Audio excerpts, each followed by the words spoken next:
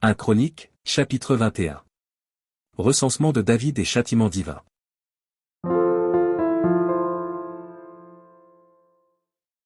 Satan se leva contre Israël, et il excita David à faire le dénombrement d'Israël.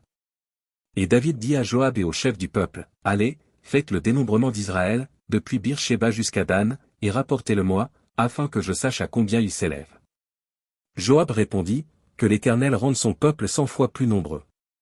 Ô roi mon Seigneur, ne sont-ils pas tous serviteurs de mon Seigneur? Mais pourquoi mon Seigneur demande-t-il cela? Pourquoi faire ainsi pécher Israël? » Le roi persista dans l'ordre qu'il donnait à Joab. Et Joab partit, et parcourut tout Israël, puis il revint à Jérusalem.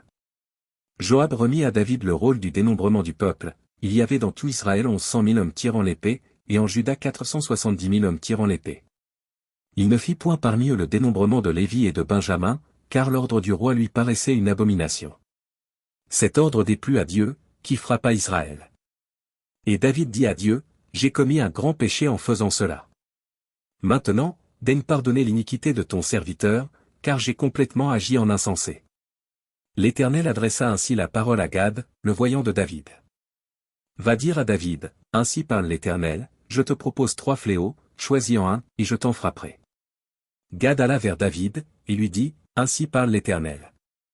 Accepte, ou 3 années de famine, ou 3 mois pendant lesquels tu seras détruit par tes adversaires et atteint par l'épée de tes ennemis, ou 3 jours pendant lesquels l'épée de l'Éternel et la peste seront dans le pays et l'ange de l'Éternel portera la destruction dans tout le territoire d'Israël. Vois maintenant ce que je dois répondre à celui qui m'envoie. » David répondit à Gad, « Je suis dans une grande angoisse. Oh!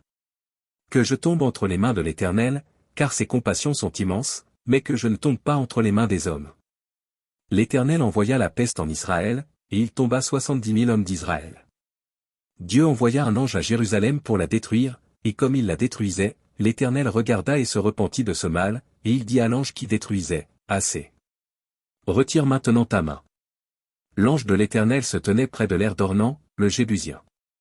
David leva les yeux, et vit l'ange de l'Éternel se tenant entre la terre et le ciel et ayant à la main son épée nue tournée contre Jérusalem. Alors David et les anciens, couverts de sacs, tombèrent sur leur visage. Et David dit à Dieu, « N'est-ce pas moi qui ai ordonné le dénombrement du peuple? C'est moi qui ai péché et qui ai fait le mal, mais ces brebis, qu'ont-elles fait? Éternel, mon Dieu, que ta main soit donc sur moi et sur la maison de mon père, et qu'elle ne fasse point une plaie parmi ton peuple. » L'ange de l'Éternel dit à Gad de parler à David, afin qu'il montât pour élever un autel à l'Éternel dans l'aire d'Ornan, le Jébusien. David monta, selon la parole que Gad avait prononcée au nom de l'Éternel. Ornan se retourna et vit l'ange, et ses 4 fils se cachèrent avec lui, il foulait alors du froment. Lorsque David arriva auprès d'Ornan, Ornan regarda, et il aperçut David, puis il sortit de l'aire, et se prosterna devant David, le visage contre terre.